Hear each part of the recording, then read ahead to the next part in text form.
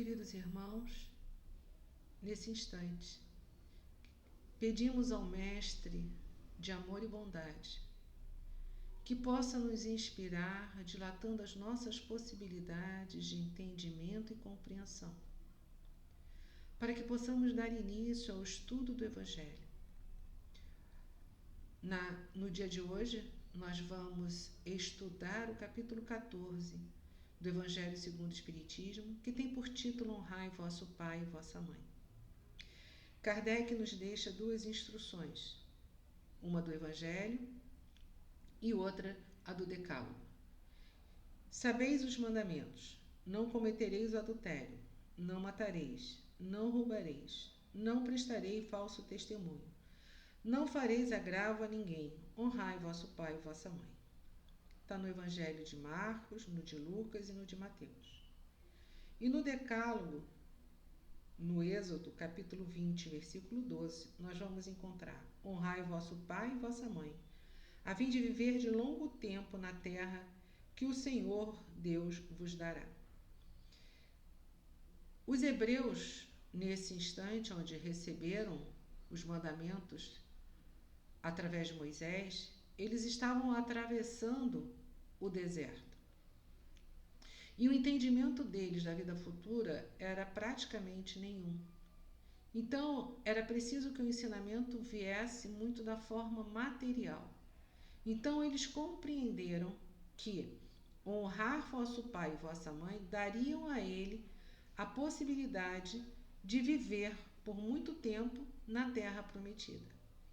Quando Jesus vem e nos fala que o reino dele não é deste mundo, ele começa então a nos oferecer a ideia de uma vida futura, mas ainda naquele momento não poderia falar muito mais do que isso, tendo em vista a falta de compreensão do entendimento do que seria essa vida futura. Então Kardec diz assim: quando Jesus veio e disse, meu reino não é deste mundo, e não na terra é que recebereis a recompensa das suas boas obras. Então, esse detalhe é importante, porque o honrai vosso pai e vossa mãe é um ato, né, de amor por aqueles que nos receberam nesta encarnação. Muitas vezes, muitos companheiros dizem assim: mas meu pai ou minha mãe não fizeram nada por mim. Mas Kardec, neste capítulo, inclusive, coloca: não, o honrai vosso pai e vossa mãe deve ser estendido, inclusive, para aquelas pessoas que realizaram a função da maternidade e a função da paternidade. Mas mesmo que estivéssemos convivendo com o pai e com a mãe, e que estes não fizeram o seu trabalho como deveriam ter sido feito, como teria que ter sido realizado, um trabalho de acolhimento do espírito reencarnante, um trabalho de educação e de esclarecimento, cabe ao filho o dever de oferecer a esses pais o melhor que ele puder. E Kardec deixa claro para nós que honrar vosso pai e vossa mãe não é dar a eles aquilo que seria simplesmente o necessário para a sua sobrevivência. Inclusive, ele chega até a frase daqueles que cobram caro, né, o pouco de atendimento que dão, largando sobre os pais idosos e cansados o peso da economia doméstica. Então, Kardec vem chamando a nossa atenção, né, nesse tópico que ele chama de piedade filial, para a importância do atendimento aos nossos pais, àqueles que nos deram a oportunidade da reencarnação. Então, é isso que nós precisamos estar atentos, porque se não fossem eles, nós não estaríamos aqui. Então, a maior dádiva, o maior presente que nós recebemos nessa existência é a própria existência, porque nos permite a conquista da nossa conquista espiritual, do nosso progresso, da nossa felicidade. porque Deus assim o quis. Através da reencarnação, nós expiamos as nossas faltas e nós progredimos. E nós só seremos felizes, efetivamente, quando o progresso estiver feito. E nós vamos precisar das reencarnações sucessivas para que isso ocorra. E nós só reencarnamos no planeta através de um corpo e de um casal, de um homem e de uma mulher que nos permitiram essa existência. Então é preciso que nós trabalhemos em nós o sentimento de gratidão por esses espíritos que nos permitiram a existência. Mesmo que possamos afirmar, eles não fizeram nada por mim. Mas eles nos deram essa oportunidade. E se nós nos utilizarmos dela para nos melhorarmos espiritualmente, conquistarmos espiritualmente os nossos valores morais, estaremos saindo daqui melhores. E é isso que esse capítulo vem refletir conosco. Porque cabe-nos a nós essa tarefa, né, de dar a eles a tudo aquilo que eles necessitam. Não tudo aquilo que eles precisam dentro, é claro, das nossas possibilidades. A compreensão de que nós podemos ofertar a eles os pequenos mimos, as pequenas vontades que precisam ser realizadas. E Kardec vai dizendo nesse capítulo o seguinte: ai do ingrato, será punido com a ingratidão e o abandono. Será ferido nas suas mais caras afeições, algumas vezes já nessa existência atual, mas com certeza noutra, em que sofrerá o que houver feito aos outros. Então nós precisamos lembrar que, se os hebreus não acreditavam de forma clara na vida futura, que Jesus veio trazer para nós que o reino dele não é deste mundo, mas que a doutrina espírita então vem esclarecer para todos nós que uma reencarnação está automaticamente ligada à outra, o que nós fizermos nessa vai repercutir ou nesta mesmo, como ele diz, né, ou em outra. E aí eu me lembro de um conto, que eu não sei se é do irmão X, mas é um conto de que o filho vê o pai colocando o avô para comer excluído do meio da família.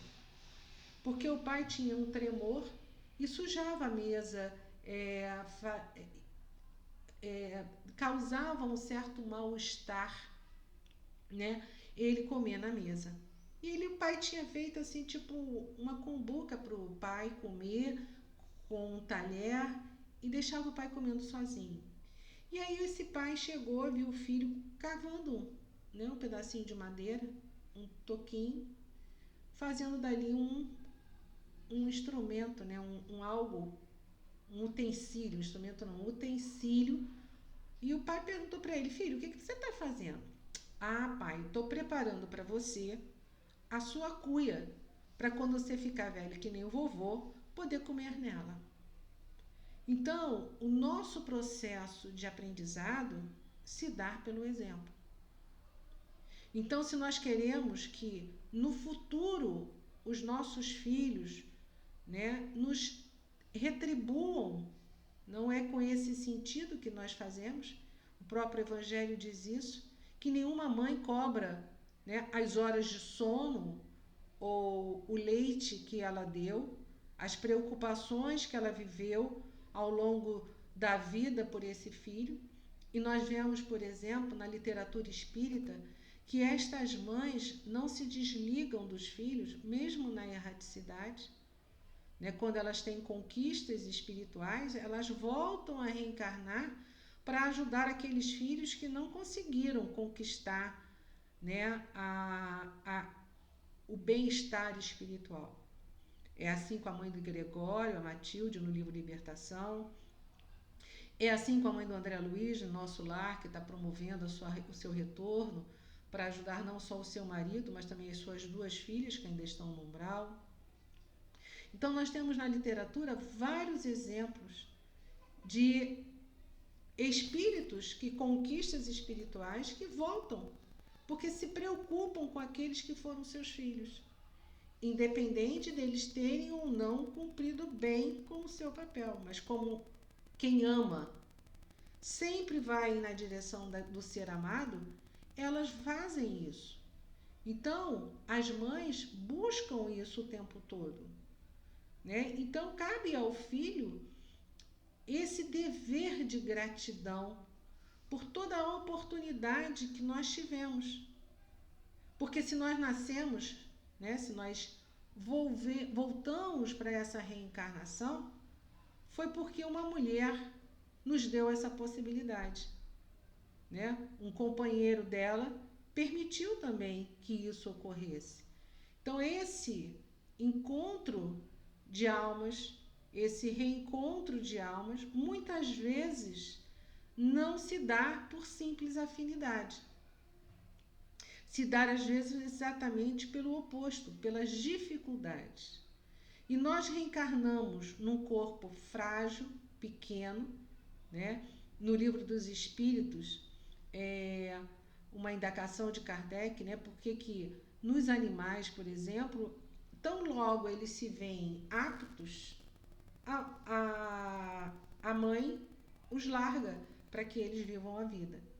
Mas olha que interessante, no ser humano, essa aptidão leva tempo. Né? Nós não nascemos aprendendo, nós não nascemos andando, nós não nascemos falando, nós não nascemos prontos para a existência. Então, nós precisamos de pessoas que cuidem de nós. E esse cuidado,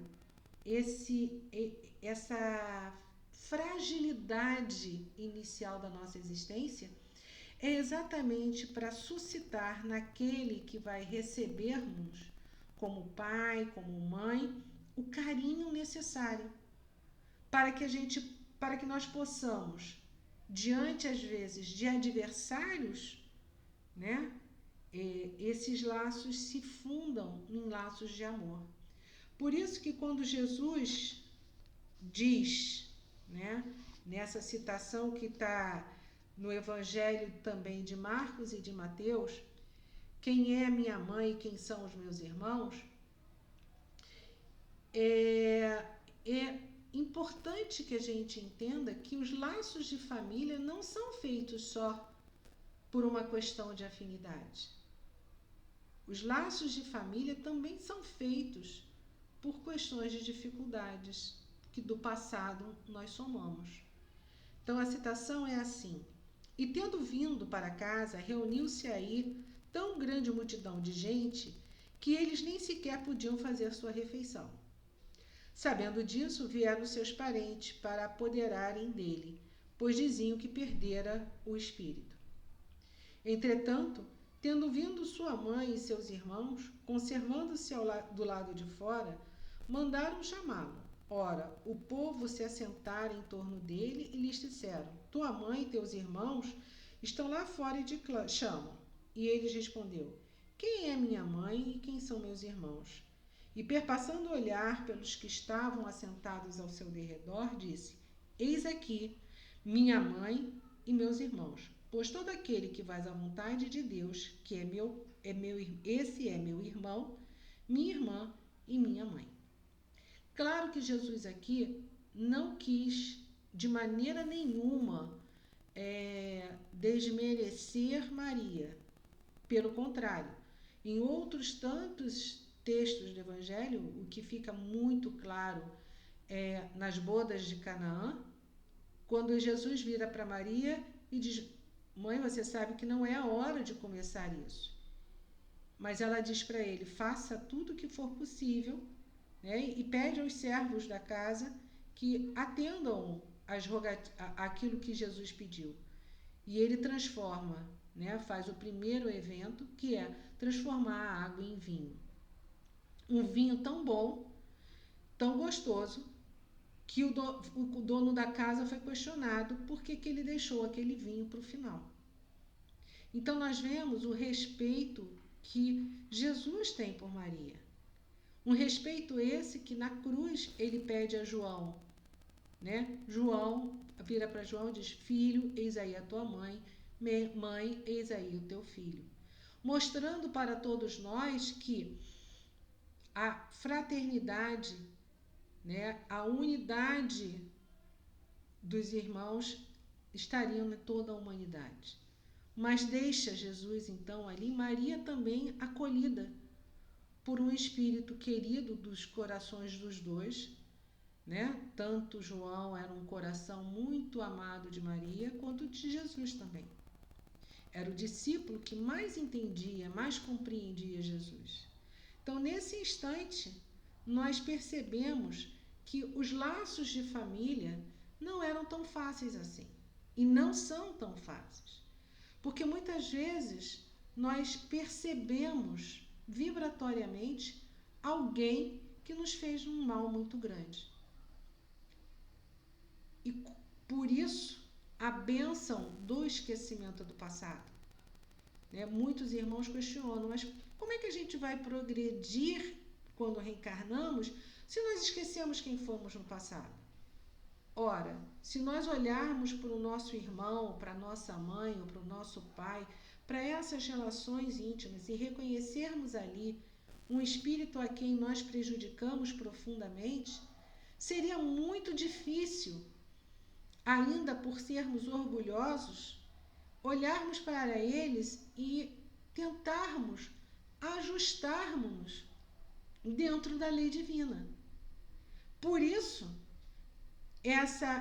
esse esquecimento, para que possamos, mesmo que aflore uma certa dificuldade entre, né, os familiares, nós possamos começar a compreender e a entender essa necessidade de nos adequarmos à lei divina, que é a lei de amor. Então, cabe, é claro, no processo de amar aos nossos pais, aos nossos irmãos, aos nossos pares consanguíneos, essa necessidade. Mas Kardec mostra claro também neste capítulo que existe uma parentela corporal e uma parentela espiritual. Então ele coloca claro que quando as famílias se unem por algumas dificuldades, que se essa união ela se dá apenas no campo do corpo, no campo da matéria, necessariamente esses laços não se frutificam na erraticidade. Mas os núcleos de afinidade, de simpatia, esses espíritos que vão se identificando, vão se formando, né, as famílias espirituais. E essas famílias espirituais vão se agregando, vão crescendo e vão realizando, né, um movimento de um apoiar o outro. Então, às vezes, quando reencarnamos, podemos não reencarnarmos todos na mesma família, mas viemos próximos uns dos outros. E aí nós reencontramos, por exemplo, na casa espírita, espíritos que são da nossa família espiritual, que fazem parte, né, desse conjunto, que nós nos comprometemos virmos juntos para o trabalho na casa espírita. Então, essa família espiritual ela vai se estendendo. O que é o objetivo da reencarnação é que esses laços familiares possam, sim, ser transformados em laços espirituais, onde nós vamos conviver com esses espíritos por mais tempo. Agora, o que é importante e o que é muito, né, importante neste capítulo é o tópico que Santo Agostinho deixa para todos nós. É uma mensagem enorme, muito grande. E nós vemos qual a importância da família nessa construção. Né? Kardec, no Livro dos Espíritos, ele vai perguntar à espiritualidade assim: qual seria para a sociedade o resultado do relaxamento dos laços de família? Essa é uma pergunta muito importante, Porque hoje em dia nós não estamos dando muita atenção à família. E precisamos voltar essa atenção para o nosso núcleo familiar. Então, quando Kardec pergunta isso, a resposta da espiritualidade seria uma recrudescência ao egoísmo. Então, nós nos tornaríamos mais egoístas se nós não tivéssemos essa estrutura de família, que é a célula da nossa sociedade, onde nós vamos aprendendo a exercitar todas aquelas leis que estão lá na terceira parte do Livro dos Espíritos. A lei do trabalho, a lei da adoração, a lei de sociedade. Então, todas essas leis nós vamos exercitando dentro do nosso lar. Por isso, aprendemos a viver em família. É fácil? Não. Nem mesmo quando nós nos comprometemos na erraticidade. Por que dizemos isso? André Luiz nos traz um caso que nós normalmente falamos, quando falamos de reencarnação, no caso de Segismundo. Quase todos nós já conhecemos.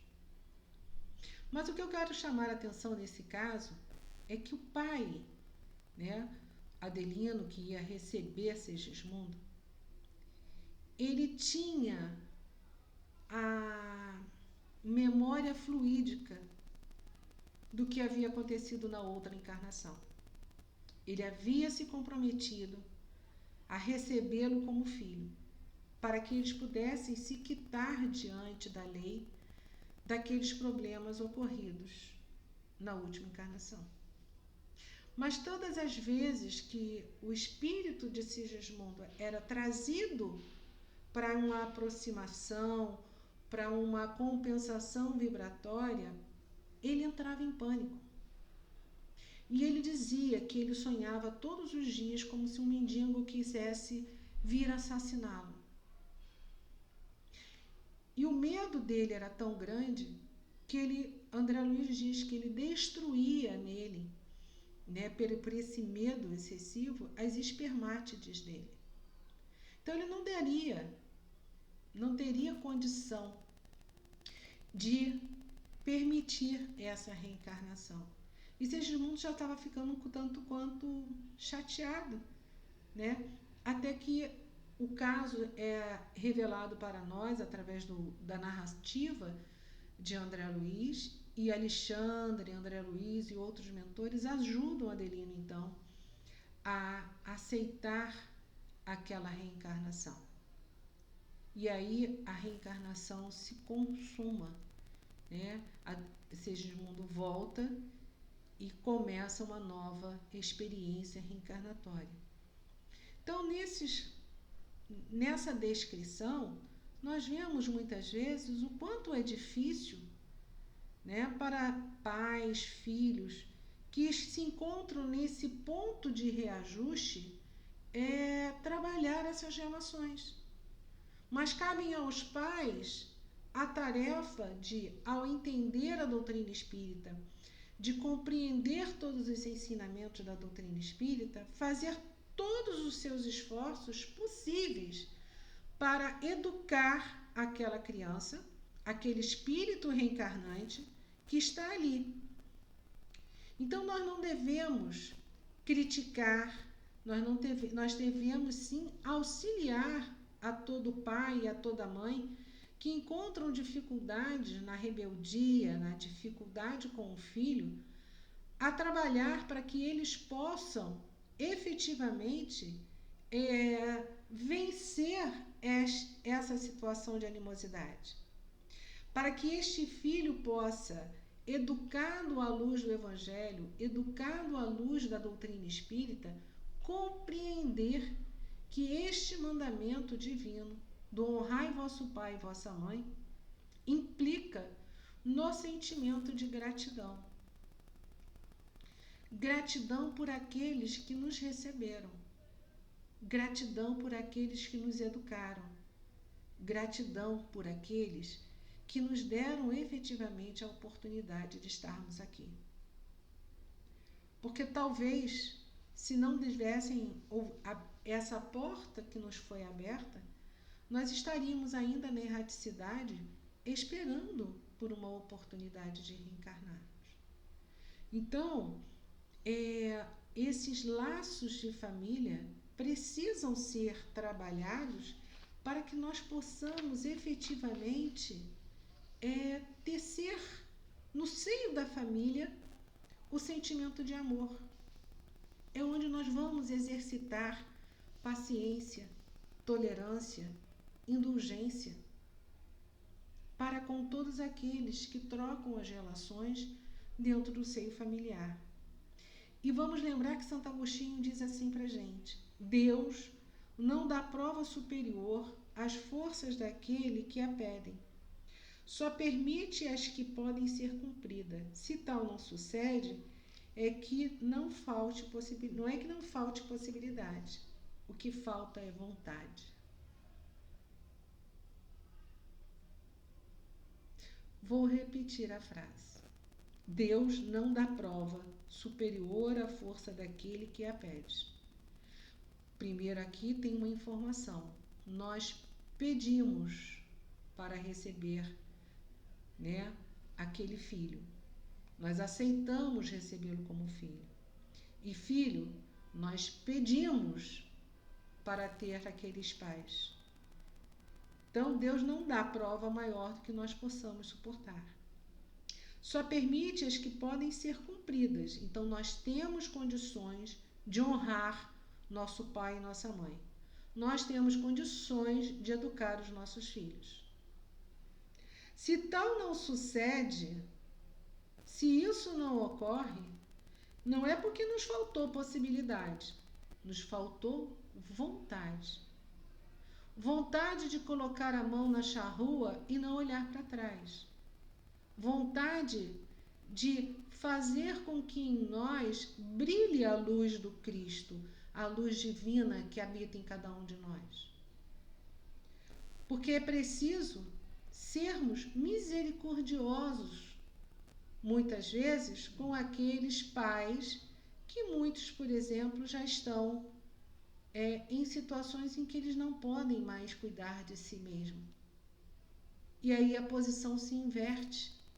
Se quando chegamos na existência, nós precisamos dele para nos alimentar, para nos banhar, para nos instruir, para nos apresentar o Evangelho de Jesus, cabe-nos agora, por dever de gratidão, honrá-los com os pequenos mimos, as pequenas coisas que lhes são necessárias. Não ocultá-lo nos quartos mais ínfimos da casa, como Kardec descreve nesse capítulo, mas sim dar a ele tudo aquilo que nós pudermos ofertar, tudo aquilo do nosso sentimento, do nosso amor, do nosso cuidado e do nosso carinho. Não fazendo a eles cobrar caro essas coisas.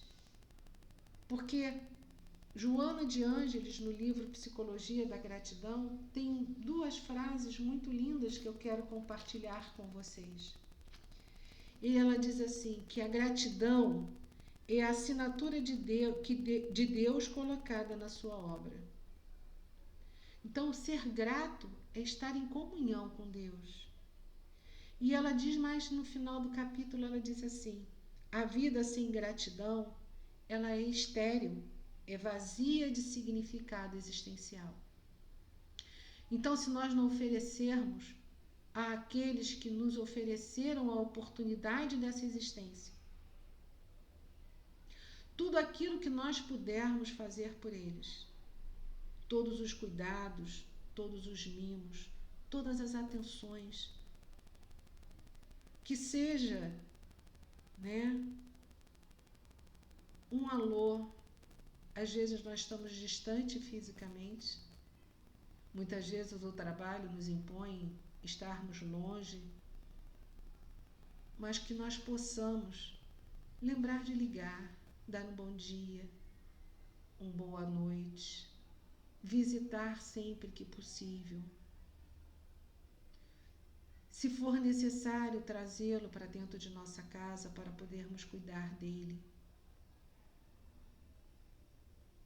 para que possamos efetivamente atender às suas necessidades. Claro está que eles não mais podem, muitas vezes, trabalhar,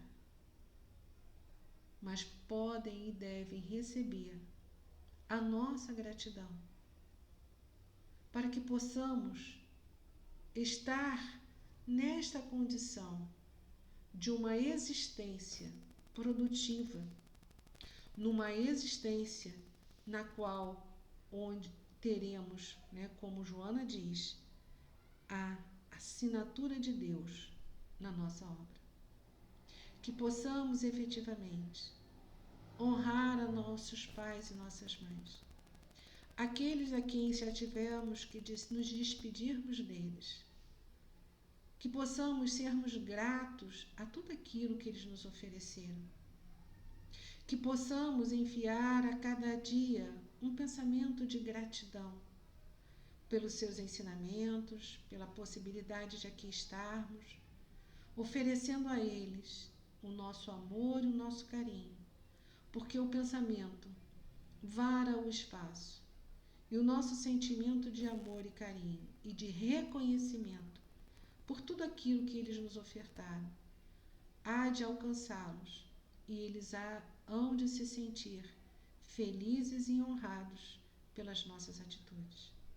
Que Jesus nos abençoe hoje e sempre, auxiliando-nos a nos mantermos dentro dos seus ensinamentos, a fim de que conquistemos a vida futura com muita felicidade.